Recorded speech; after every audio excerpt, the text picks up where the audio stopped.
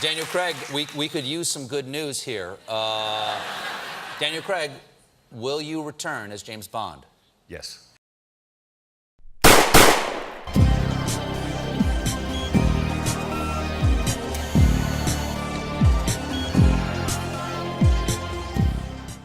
We're now recording. All right. Well, welcome to the James Bond Complex. I'm Matt. I'm Edgar. And we are recording today. So normally this episode is going to be posted later on tonight. It's really a bullet point episode. I just wanted to discuss a little bit Bond 25. Wait, what? Bond 25. Never heard of it. What are you talking about? It's true. We are from the future, so we're talking about Bond 26. That makes more sense, yes. We already saw Bond 25. No, well, there's not that much news lately. I mean, You noticed? yeah, it's kind of it's really a dearth of news. There's the Danny Boyle rumor. Who is now officially directing another film, some sort of a musical comedy. So now the new rumor is that Bond 25 is delayed again. And now there's the rumor that, well, that's not a rumor. Rachel Weisz, Daniel Craig's wife, is pregnant. So Right. there was something online that it could actually postpone production too. This is we were talking about this before we hit record, but I guess for the listeners, just my point of view on all of this is I've sort of made peace with the Bond 25 situation. No, but I mean it in the sense that I'm just not. Yes, I want to have a Bond 25. I think you and I and all the listeners, we obviously want a Bond 25, but these protracted, prolonged rumors and nothing concrete coming out of the rumor mill. As of this recording, it is late. It is the last weekend of April 2018. Spectre was November of 2015. I mean, come on. Now, there's a November 2019 release date, so to speak, which could be delayed. So at this point, you know what? It'll come out when it comes out, and I'm just not going to stress about it anymore. Yeah, I'm not stressing over it. I mean, Bond will return as we always, he has always done. It might take him a while. There have been some gaps in the past. But those gaps. Well, there's the 6-year gap, the legendary, the mythic 6-year gap between License to Kill and GoldenEye. Although there were some fairly legitimate reasons for that, and that's not to say there are no legitimate reasons for this gap. I mean, MGM is a bit of a battered and tattered studio financially. And I believe it's my understanding that the biggest issue is distribution. They simply don't have a studio yet to partner with. Excuse me, it's a little early. And no, it's not. It's noon. And so they don't have any partners to help distribute the film domestically, quote domestically, which means North America, and globally. And obviously, if you don't have a distributor, well, then you don't have a major player that's going to pull up a lot of money for you. Why is it so hard to find a company that wants to make a James Bond movie, which makes like 900 million bingo? I don't know, but they're having trouble finding one. I think because if it was just the rights for James Bond, yeah, coffee's cold. Well, it's the cardboard of the cup like bent, and I think we got it in the recording. We're not cutting any of this. Yeah, that's gonna be dumped online later on tonight. So yeah, now it's because they're not only looking to partner up with another studio for distribution for Bond 25, but also for Bond 26, Bond 27, Bond 28, and also I guess they're looking for a partner basically MGM is looking for a partner right now, and they're hurting financially. They've been hurting since I think the 80s. It's not gotten better. They have very few IPs they can rely on to make money. Besides James Bond, what else do they have? Did they not co-finance the Hobbit films? Yes, they did. Maybe not the Lord of the Rings, but the Hobbit films they did. I think Leo right. the Lion appears at the start of the Hobbit films, I think. Yeah, I think you're correct. My feeling, and I don't know for sure, but I think Warner Brothers is hurting for a franchise since the Harry Potter series ended a few years ago. And DC's been very hit or miss. Very hit or miss. Reaction has been lukewarm with the most DCU films. DCEU. They try to extend the Harry Potter franchise with those animals and crucially animals things. Right. There's another one I think coming out this year. And those are not as successful as the Harry Potter series. Don't know how successful or not. Well, they're making a sequel, so must have been sufficiently successful for them to invest another $200 million or however much they cost. But, Yes. I mean, they have Johnny Depp. They can't go wrong. So. Is he? Is he in those? He's in the other one, yeah. Or he's in the one that's coming. I saw the trailer in front of a movie recently. Oh. Johnny Depp's mug shows up. So. But they're hurting for a franchise, and I don't think they're going to partner up. MGM's not going to partner up with Fox now, especially since they are being bought up by Disney. No, And you that's not going to happen. don't really want James Bond to be a Disney character. Doesn't. It sounds very weird, but then again, I know you and we've obviously off mic we've talked about the Marvel films and the Star Wars films a lot. I tend to like them. Maybe you're a little bit more lukewarm towards them, but I like Marvel, but the Star Wars I could do without. the reason why I bring them up though is that I feel, that's just my feeling, is that they've let whoever has written and directed those movies kind of do their own little thing a little bit. So, like, I'm not worried about, let's say James Bond is bought by Disney. I don't think it's going to be like smarmy, wisecracking jokes every 20 seconds like in, the Marvel films or in Force Awakens, where it's like wink, wink, wink. I don't think they're going to do that. They'll understand what they've purchased. My fear with potential Disney MGM partnership acquisition would be, we've built an entire podcast around the possibility of expanding the Bond franchise. Disney has shown an ability to milk their franchise, but especially with Stars, it feels like it's draining the life and the fun of it. At least for me, I'm speaking for myself.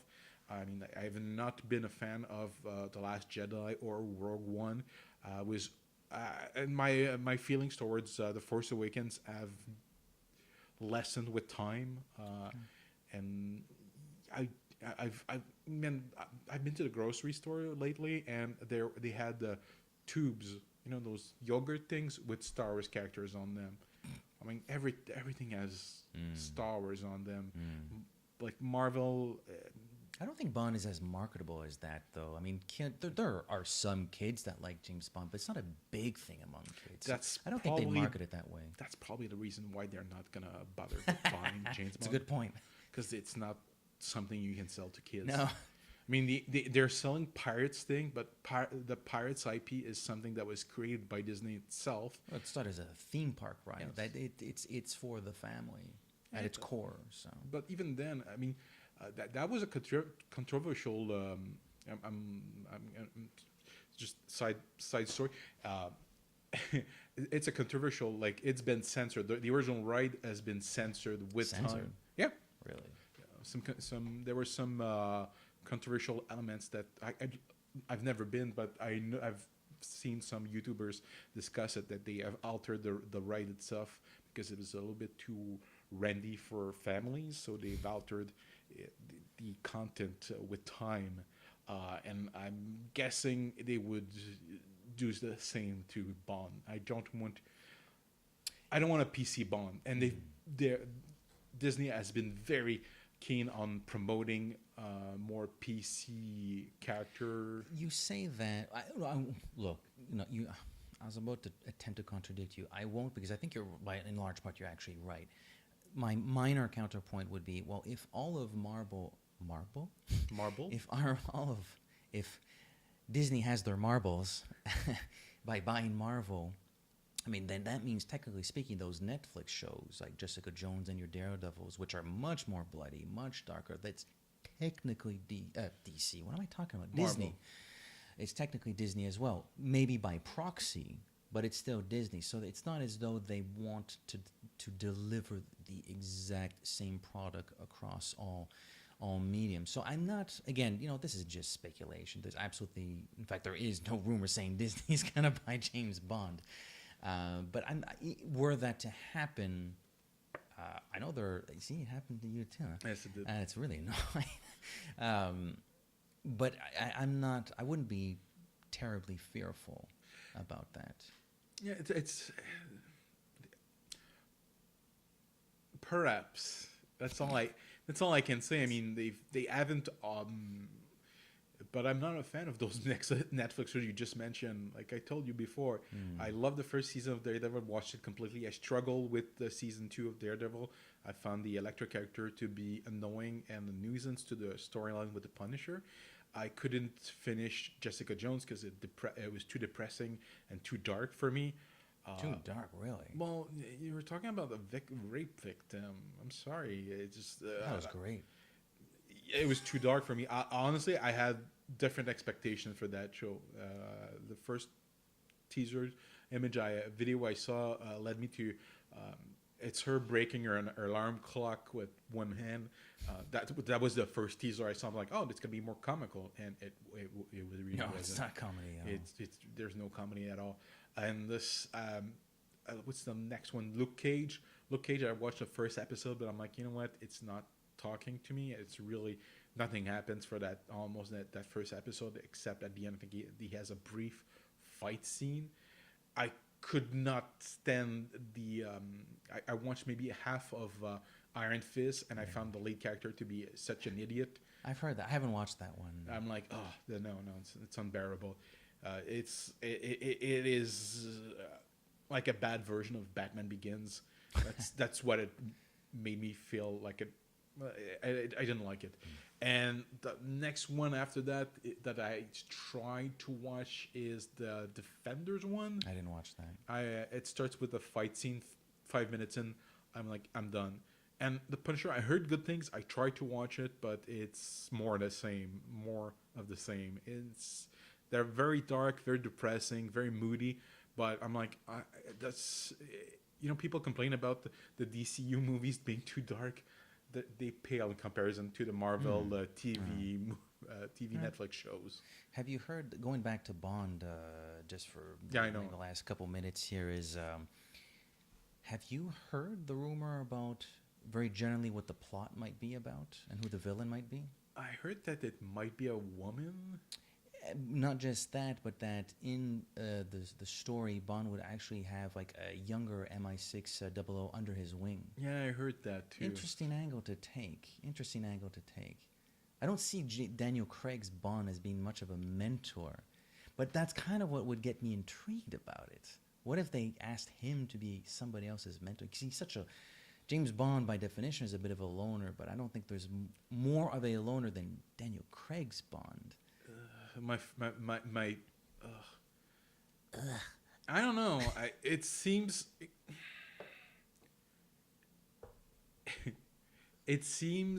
like to me each time you team up especially an older actor playing James Bond with younger character, it makes Bond look even older. It happened to Roger Moore in View to a Kill, because all his villains are like 20 years younger than him. And even his leading lady is about 20 years younger than him. It happened to Pierce Brosnan. Pierce Brosnan looks like a grandpa when he's fighting Toby Stevens, Ricky Yoon, and what's her name? Miranda Frost. Rosamund Pike. He looks like grandpa. And come on now. No, but it's just, if you want to accentuate the fact that, you know what, maybe it's time for him to quit the part. Go with the younger. It's going to be a girl. But I've never been a fan of those Bond girl, CIA, NSA agents. You don't like Pam Bouvier? Pam Bouvier? Yeah, that's kill. probably the only the exception. But even her, she's more like a pilot, if I remember, than an actual like agent. She's more like a pilot. That's her job. She works, but she's also just a pilot. But I love Pam Bouvier, but it's probably the exception that confirms the role. I hate what's her name, Jinx. Most of them, That's I terrible writing, though. but I like when it's somebody more normal and you follow the narrative through that character. That's why even Christmas Jones, eh, Like she's Melina comes to mind. Melina is great for that. Those are my a great character. favorite Bond girls. The Bond girls that they just happen to be a part of the story, that they have their own plot. Like Natalia Simonova, she's just a computer technician. But she goes on that journey with Bond. Like they demonstrate courage by actually getting engulfed and surviving this adventure with someone who does it like every weekend. It seems like. Exactly. No, I see your point. It's I'm like the idea of female villain though. I've always liked it. I bring the words not enough a lot on this podcast because I actually really like that movie. That's my second favorite Brosnan Bond movie. Spoiler alert. it might be my first. Really? Yeah. It might be. I'm surprised, but I'm For not. the script and the villain. Yeah, no, the villain. And I think Brosnan is great in that one too. he's great. Yeah. He's great. Like I really, really like. I can't wait. It's gonna take a while. Yeah, before- that'll be the James Bond Complex episode 126 or something like that. But we'll get to it. Yes, for sure. But I love the idea of the woman. I mean, they're at the time I wish I could find the articles. I remember Dark Horizons. That was a website. It's still around, but they had a bunch of rumors, and one of them was that what's her name? Electra was actually one of Bond's former lovers, and she had a child with him, and the child would turn out to be an henchman. And at the time, Ewan McGregor, which when you think about their ages, it doesn't make any sense, but he was going to be like the James Bond evil son. Whoa. Yeah, James Bond would have to be really old though. yeah. Those rumors were crazy, but I'm like, I just like them. I'm like, maybe not for this movie. Maybe for maybe a one-off. A one-off for a book. I could see that in a book. Well, those we were talking about this as well. Those Dynamite Entertainment comic books look like they might be coming to an end. Do that as a one-off. I'd read that. Yeah, yeah. That'd be no, interesting. I would. Do anything. Keep the films, sort of similar, but when you're in another medium, do what you want. There was something else about Bond 25 that came up recently about. Don't remember what it was though.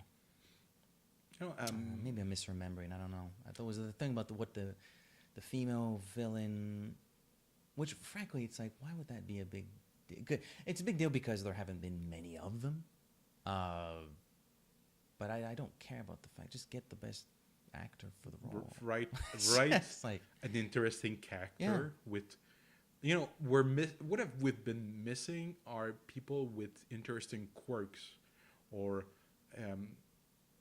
I know we're about to record an episode on Ident Man, one of the James Bond comics. Spoiler, it's gonna be released eventually, but I'm spoiling it right now. There's a villain in there that I really like. The lead henchman. What's his name? Hawkwood. Hawkwood, yeah. He's like a evil, a two-faced, disfigured soldier. I love my henchmen with deformities or like not steel fingers, still teeth, or metal hands. Like we've been missing those. The only thing we had was Hinks with his press on nails, and I was. You didn't use him very much. Yeah, I mean that character. It feels like they either cut some of his scenes or didn't shoot some of his scenes. Something's missing. Like he should be, especially when you have Batista playing him. It feels like he should have a bigger part. He has like 3 scenes, and we're missing an henchman with a quirk like that. The I agree. deformity and the tragic villain, and also. I wonder if they're going to address the Me Too movement, because online people are discovering there's a big bunch of millennials. Technically, I think both you and I are the generation like zillennial, they call it, because we're micro generation that's been born between the Star Wars movie. We have traits of both Gen X and millennials. But yeah, they're freaking out about James Bond's because I think a lot of people Well, you know, people see James Bond. Look, you have a picture of Sean Connery. He looks like presentable, debonair. He looks Looks amazing. amazing. White dinner jacket, red White- carnation. That's one of my favorite suits. It's great. Basically, the truth about James Bond is he dresses nice. He has the best manners when it comes to social formalities. He's an asshole in his personal life. Oh, but that's what makes it fun. It's a movie. It's I know, but I'm not going to go outside today and behave like James Bond. I know, but if you're a millennial, you've only seen the image that people present, and you know that he seduces women. But when you watch the movies, and he's truly horrible to women, he's he's racist at times, especially that Connery era. It shocks people, and my concern is that they're gonna try. But I honestly, I think they're going to try to address the Me Too movement in the same way they addressed. They did it 20 years before with Judi Dench and Goldeneye. Done. It's like, I was going to bring that up, but are these people retarded? What do they want? What do they want? It's a James Bond you know movie. what they want? Do you want me to tell you what Go they watch want? a light comedy. They want to PCify Bond, like that's, and it's been happening slowly, but I'm kind of happy that people are having such a vile reaction to James Bond, because even Fleming himself said that you're supposed to you're not supposed to love James Bond. You're supposed to be conflicted about him. Exactly, and if you make James Bond PC, I'm still flabbergasted by the fact that he doesn't smoke anymore, and that's one of the things I like. But that's just unhealthy. So he's killing people and sleeping That's with his job. sleeping with multiple women. He's not. That's That's also his job. Drinking. He needs to pump her for information. Yeah, but that's what I love the comics so much. He smokes, he drinks, and he's a complete jerk. He's rude to people. In Spectre, there's a moment when he orders a drink and they're like, huh? Spectre. He orders a drink and the guy's, oh, we don't do that, and he gives him no, it's Q that orders the green, I don't know what it is, Goo. the green goo, and it's just repugnant, at least to me. Bond just like I was afraid that he would actually taste it and go, I'm drinking this from now on. No, doesn't he say just flush it down the toilet? Yeah, no, skip the middleman, dump it in the toilet. It's a good line, actually. It's a good line. Do we have anything else that we've been doing this for 20 minutes and we've talked about Bond 25 for like 5? You know what? I'm not entirely honestly. If they have to wait for Danny Boyle to be finished and ready and have so that everything falls in order to get him to direct Bond 25, I say skip it, get somebody else. Get the other script, just bring the movie. There can't be a shortage of directors that want to make a Bond movie. Yeah. To all the millennials who are actually shocked by James Bond, why does everybody want to play a Bond girl, a Bond villain, a Bond henchman, a Bond sidekick, James Bond direct the Bond movie, write the Bond score, sing the Bond song? Why do they all want to do it if it's such a terrible franchise? No, but it's a vocal minority. I mean, I don't remember how many people are on Twitter, but it's not that many people. Not many people use Twitter. We use it, but it's not that there's 7 billion people on planet Earth. How many people? 7 billion, I think, not 7 million. billion. Sorry, that's what I meant, but I mispronounced. 7 million people in 7 this province. billions. There's not that many people who use Twitter, and you know what? Most people are fine with James Bond the way it is. Just that there's always somebody who's gonna be willing to. You can't please everybody.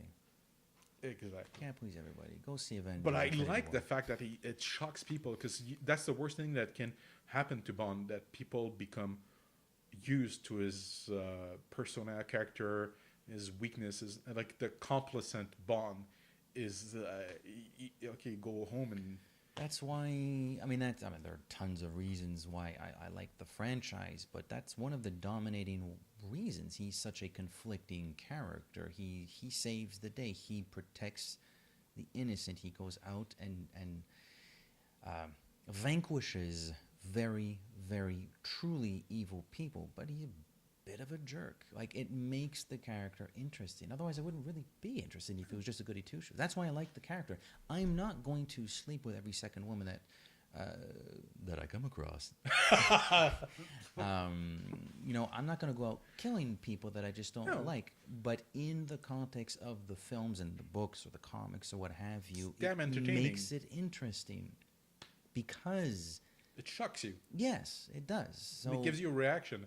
I mean, sometimes it's supposed to taste like sugar, and that's the thing. I think people are so used, this generation, so used to things that are easily digestible, very warm, like Marvel movies. Marvel movies are, Bond will give you something warm, all right. but Marvel movies are very like approachable. They're very cutesy. I love them. I love them. Doesn't mean they're I bad. love them, but like, sometimes I want my entertainment to be a little bit rougher. That I don't mind something a little bit more raw.